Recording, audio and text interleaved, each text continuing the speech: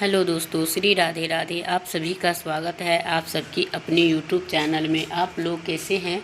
ठीक होंगे, स्वस्थ होंगे, बढ़िया ही होंगे। दोस्तों, आप लोग वीडियो को अंत तक देखिए और वीडियो को लास्ट तक देखिए और उपाय ज़रूर करना है। तुलसी जी के पास रोज़ाना दिया जलाने से क्या होता है तो वो हम जानेंगे। दोस्तों, वीडियो से कहीं भी चूकना नहीं है और वीडियो को कहीं से भी स्किप नहीं करना है। अगर आपने स्किप किया तो फिर आप देख नहीं पाएंगे और जान भी नहीं पाएंगे। तो दोस्तों, इसलिए आप लोगों को वीडियो को पूरा एंड तक के देखना है और हम जानेंगे। और इसमें जो है बहुत ही विस्तार तरीके से कहा गया है और समझाया गया है, तो आप लोग ज़रूर देखिएगा। और क्या होता है दीपक जलाने से, क्या फ़ायदा मिलता है और क्या नहीं मिलता है, वो हम जानेंगे। तो आप लोग ज़रूर से बने रहिएगा। और जिन भाई बहन को हमारी वीडियो कहीं से भी अच्छी लगी तो वीडियो को लाइक करिए, चैनल को सब्सक्राइब करिए और ऐसे ही अच्छे अच्छे वीडियो देखने के लिए एक अच्छा सा कमेंट बॉक्स में जय माता तुलसी अवश्य में लिखिए। तो दोस्तों, वीडियो को देरी नहीं करेंगे और वीडियो बहुत ही मन महक है और जो कि इनकी फ़ायदा बहुत सारे जानने के लिए तैयार है और उत्साह है। तो चलिए दोस्तों, आपको ये पूजा सबसे पहले श्री हरि विष्णु जी ने किए थे। और जिस प्रकार से श्री हरि विष्णु जी ने किया था और माता लक्ष्मी जो है वो ऐश्वर्य की प्राप्ति की थी, तो इसीलिए उनको ये पूजा ज़रूर से करना चाहिए। और तुलसी जी को पूजा और अवश्य तुलसी के पौधा रखना चाहिए। और दीपक जलाने से क्या होता है तो आइए जानते हैं। इस प्राचीन महान यानी कि प्राचीन समय से ही चलते आ रहे हैं। तो सत्यभामा ने श्री कृष्ण के से पूछा कि हे स्वामी, आपने तुलसी को जल देने के महत्व सुना दिया है और तुलसी में दीपक जलाने का महत्व आपने नहीं समझाया, तो रोज़ दीपक शाम को जलाने से क्या होता है, तो तुलसी जलाने से क्या महत्व होता है और लगाते समय कौन सा मंत्र को उच्चारण करना चाहिए, तो आप कृपया विस्तार से समझाइए।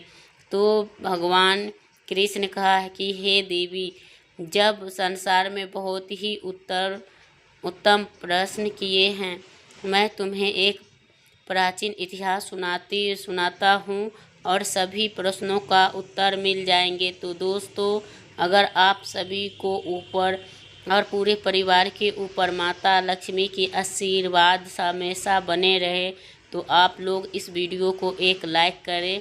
और वास्तु शास्त्र के अनुसार सभी व्यक्ति को करना चाहिए। शाम के समय दीपक जलाने से जो पुण्य मिलता है उसी का वर्णन इस कथा में करने जा रही हूँ। और इस कथा को पूरे ध्यान से सुनना है। पूरे 100 वर्ष को जलाने से फल मिलता है। तो हे प्रभु, इस कथा के सुनने के लिए बहुत ही उत्सुक हूँ और आप इन कथा को ज़रूर सुनाइए।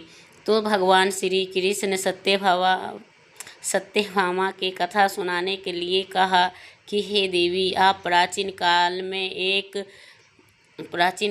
एक स्त्री एक नदी की हरी नगर का एक बस हुआ था। एक भिक्षुक ब्राह्मण रहता था और बहुत ही चरित्रवान और धर्मपरायण व्यक्ति थे। वो वेदों और शास्त्रों को मार्ग से चलते थे और उन्हें शास्त्रों को अध्ययन करते थे। हरि दीक्षित का पत्र को नाम, उसका स्वभाव जो है वो बहुत ही अलग था और वो हमेशा पति के अपमान करते रहती थी और हमेशा पति को ताने देती रहती थी और खाना नहीं बनाती थी, नहीं उसके साथ स्नेह से पेश आती थी। वो अपने पति से कभी भी प्रेम पूर्वक व्यवहार नहीं किया। जब भी परिवार के यानी कि पति के मित्र या कोई उनके परिवार आते थे तो उनको भगा देते थे और वो हमेशा काम वासना में डूबी रहती थी। अपने पति में उनको नहीं था और दूसरे आदमियों से उनके लगाव था और कभी अपने पति से प्रेम पूर्वक बात नहीं किए और सुंदर पराये पुरुष के साथ वो मोहित करने के लिए ये सज धज कर और गांव में घूमने जाती थी। कभी भी पेड़ के बीच वृक्ष के नीचे खड़ा होकर और किसी आदमी की राह देखती थी और उसके साथ भोग विलास करती थी। और ऐसे ही करते करते ऐसे एक दिन उनके पति ने देखा और कहा कि हे देवी, तुम ऐसे क्यों कर रहे हो और ऐसे काम को छोड़ दो, ऐसे इस प्रकार के काम को छोड़ दो और मैं बहुत दुखी हो रहा हूँ और मैं तुझ जैसे भिखमंगा के साथ मेरा विवाह हुआ है। मैं पिछले जन्म में बहुत ज़्यादा पाप किया था जो मुझे ऐसे पति मिला है। मैं तू मेरा कुछ भी नहीं इच्छा पूरा कर सकता है। तो वो भिक्षा में लाया हुआ भोजन, जो भिक्षा में दिया हुआ भोजन है वो हमें तेरे साथ खाना पड़ता है। तो तुम्हें देखना, कभी भी तुम्हें छोड़ के मैं चली जाऊंगी और तू ऐसे ही रह जाएगा। तो ऐसे मैं धन्यवान पुरुष से विवाह करूंगी। हरि दीक्षित ने अपने पत्नी से कहा कि हे प्रिय, आप इस तरह से अपने पति को त्यागने का मन में से छोड़ो और पराये पुरुष के पास जाते हैं उनको अहित ही होता है, उसे नरक में जाना पड़ता है। वो दुराचारी पत्नी ने कहा, तुम्हें तो जाना पड़ेगा, तुम कोई काम धंधा तो करते नहीं हो, भीख मांग के खाते हो और मुझे भी जूठ खिलाते हो। यह तो पति भी पत्नी को नरक में ही जाता है और तुम्हें भी कोई सज़ा से कम नहीं है। तुम्हें साथ रहने से तो अच्छा है कि मैं नरक में जाके रहूं। हरि दीक्षित के पत्नी ने अनेक प्रकार की कटु वचन अपने पति को अनादर किया और श्री कृष्ण कहते हैं कि हे देवी, जो स्त्री अपने पति को अनादर करते हैं, अपमान करते हैं, उनके घर में दुर्भाग्य आता है। पति के छोड़कर पराये पुरुष के पास जाने वाली स्त्री को नरक में दंड जरूर मिलता है। तो उस स्त्री ने फिर कहा कि एक दिन दुराचारी स्त्री ने कहा, एक वृक्ष के नीचे खड़ी हो गई। उसका चित्र काम से भरा हुआ था। वो किसी पुरुष सुंदर का राह देख रहे थे और उस स्थान पर कोई पुरुष नहीं आया और इसीलिए वो अत्यंत दुखी हो गई और प्रियतम के खोज में इधर उधर देखने लगी। उस दिन उसका सारे दिन व्यतीत हो गया और उन्हें कई तरह की विलाप करने लगे कि आज कोई भी पुरुष नहीं गया और मैं कैसे अपना काम शांति करूं, आज की रात कैसे बीतेगी और कौन सा मेरे शरीर को उपभोग करेगा और मेरी जवानी और सुंदर जो नष्ट हो रही है उनको कौन ध्यान देगा, कौन रखेगा, कौन मुझे अपनाएगा, कौन मुझे भोग विलास करवाएगा। मेरा पति तो ऐसा है कि ये दुनिया मूर्खों से भरी हुई है। कोई भी मेरी जैसे सुंदर स्त्री की इच्छा नहीं करती है। मैं इतना ही सुंदर हूँ जो मुझे कोई पूछता नहीं है और दूसरे पुरुष से भरा हुआ है जो मेरे जैसा अप्सरा को सुंदर जैसे रहता है। तो हे भगवान, ऐसे कोई सुंदर पुरुष हो तो उसे मेरे पास भेज दो, चाहे वो मेरा भक्षण ही क्यों न कर ले, मैं उसे खुशी खुशी से गले लगा लेंगे। वो इस तरह की जोर जोर से विलाप करने लगी। उसी जंगल में एक भयानक बाघ रहता था। उसके चीखे सुनकर वो जाग गया और उसकी ओर चलने लगा और उसके पास जाकर उसको खा सके। और उसके रूप बहुत ही डरावना था, बहुत ही धारियों से ढका हुआ था और जंगल की छाया में रहने से उनके अंगारे की तरह आंखें लाल थी और चमकती थी। उसके बड़े दांत नुकीले थे और वो किसी भी प्राणी को चीर कर प्राप्त करते थे। वो पूरे जंगल में गूंजती थी, जिससे कि वो जीव जंतु वहाँ का काँप उठते थे। और लंबी पूँछें और बहुत ही ताकत था उस शेर में, यानी कि बाघ में। तो वो बहुत ही तेज़ी से दौड़ सकता था। पूरे शरीर में शक्तिशाली मांसपेशियों से भरा हुआ था, जिसे एक ही झपट्टे में शिकार कर खा लेता था। तो ऐसे करने से, वो स्त्री के विलाप करने से उसके नाक से बार बार गर्म सांस निकलती थी। वो हर पल अपने वीर विलास करता था और उन पापी और दुराचारी को भक्षण करना था। और उन्होंने सोचा कि उस तरह से बाघ के सामने खड़ा होकर देखा और उस स्त्री को पसीना छूटने लगे और भय से थरथर कांपने लगे और कुछ करती। इतने में बाघ ने उसे पंजे से घायल कर दिया और घसते गिर पड़ी। और गिरते ही स्त्री चिल्लाते हुए बोली, अरे बाघ, मेरे किस लिए तू आया है यहाँ पे? मुझे यहाँ पे, मैं अपने प्रियतम को खोज रही हूँ, तू मुझे छोड़ दे। मेरा भक्षण करके क्या मिलेगा? तब उस स्त्री की ये बात सुनकर वो भयानक बाघ क्षण भर के लिए रुक गया और हंसते हुए कहा कि हे दुष्टा, आज तुम्हारे के लिए, आज तुम जैसे को, आज पापियों को भक्षण करने से ही मुझे शरीर से मुक्ति मिलेगी। तो वो स्त्री कहने लगी कि हे बाघ, तुम कौन हो और सच सच बताओ कि तुम्हें किस कारण से बाघ होना पड़ा और तुम मुझ जैसे स्त्री को क्यों भक्षण करते हो? मुझे पहले सारे बातें बताओ, फिर मेरा भक्षण करो। फिर बाघ ने कहा कि हे पापनी, मैं तुम्हें पूर्व जन्म का वृत्तांत सुनाता हूँ। मुझे क्यों बाघ बनना पड़ा? दक्षिण देश में बाघ की उसी नदी के तट पे हम रहते थे और वो नगरी बहुत ही सुंदर नगरी और बहुत ही धार्मिक अनुष्ठान थे। वहाँ पे एक ब्राह्मण रहते थे और उस घर में जन्मा था और उसका नाम बीरा नाम था और वो उसके पिता हमेशा पूजा पाठ किया करते थे।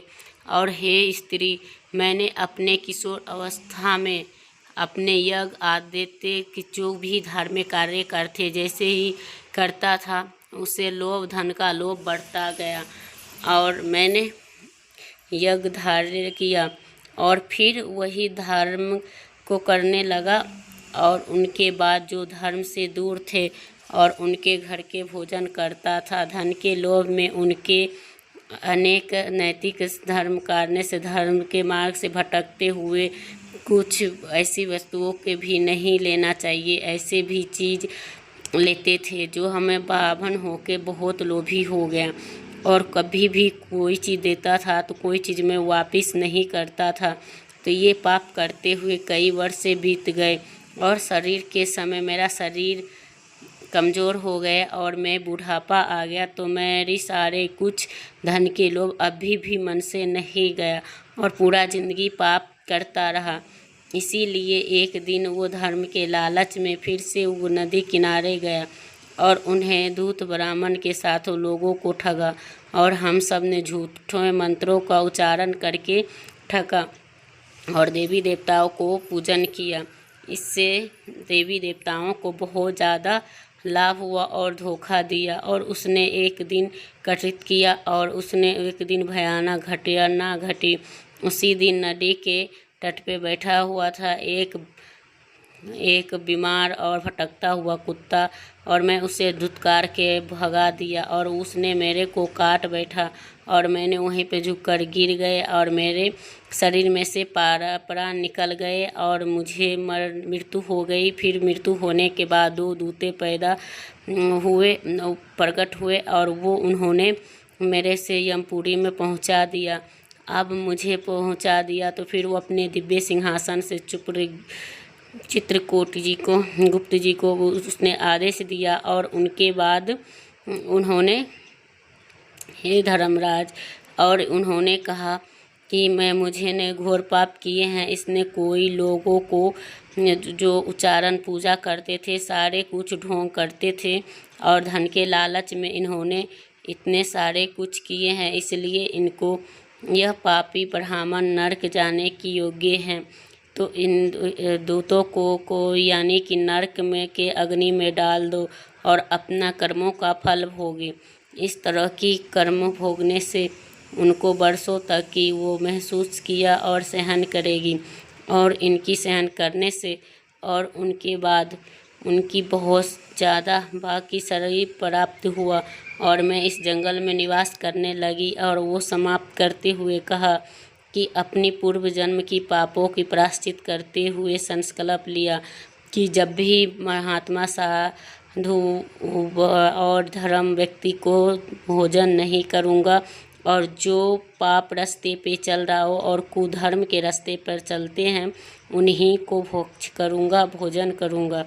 तो ऐसे ही करते रहा और बहुत ही इस शरीर से मुक्त हो जाऊँगा। श्री कृष्ण कहते हैं कि हे देवी, उस बाघ ने अपने पूर्व जन्म की वृत्तांत सुना दिए और उस स्त्री से कहने लगेगा, हे पापनी, तेरे आचरण से दिखाई देती है कि तू अपने पति के छोड़ के इस अन्य पुरुष के साथ भोग विलास करती है, इसलिए तू आज मेरी ग्रस्त जरूर बनेगी। इतने कहकर अपने तीक्ष्ण और नाखूनों से पापनी स्त्री को मारकर खा लिया और फिर वो बाघ उस स्थान से चला गया।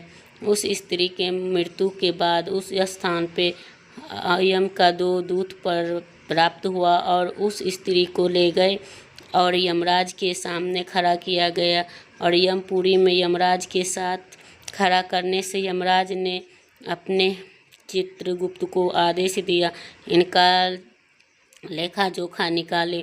फिर उन्हें बड़ी गंभीर से कहा कि हे धर्मराज, ये ब्राह्मण वेतानंद था, उनकी घोर पाप किए थे। इसने धर्म के नाम पे लोगों को ठगा और यही करता रहा था। इस वजह से अपमान किया था। ये धर्म के लालच में सिद्ध हो गया और इसने कोई धर्म का पालन नहीं किया। इसी कारण पापी ब्राह्मण नरक जाने की है और आदेश दिया, इसे पापी को नरक को डाल दो, वहीं पे अपने कर्मों को फल भोगे। तो उसे डाल दिया गया और वर्षों तक को वहीं की यातनाओं सहन की और उन्हें भयंकर पीड़ा सहने पड़ी। अनेक वर्षों से पर पापों को अब वो शरीर प्राप्त हुआ था। तो इस वजह से यही कहते हैं कि जो व्यक्ति यानी कि संध्या काल में दीपक जलाते हैं वो 100 वर्ष का गुना फल पाते हैं। तो श्री कृष्ण यही कहते हैं, सती पे और सती बन के और सत्य के राह पे चल के जो मनुष्य जैसा भी हो और जैसे भी होना चाहिए, लेकिन सत्य का रास्ता ज़रूर अपनाएं, असत्य का रास्ता नहीं अपनाना चाहिए। अपना पति को हमेशा जो मान सम्मान और इज्जत देता है उनसे बड़ा कोई नहीं होता और उन्हें पूरा वृत्तांत आपको सुना ही दिए हैं।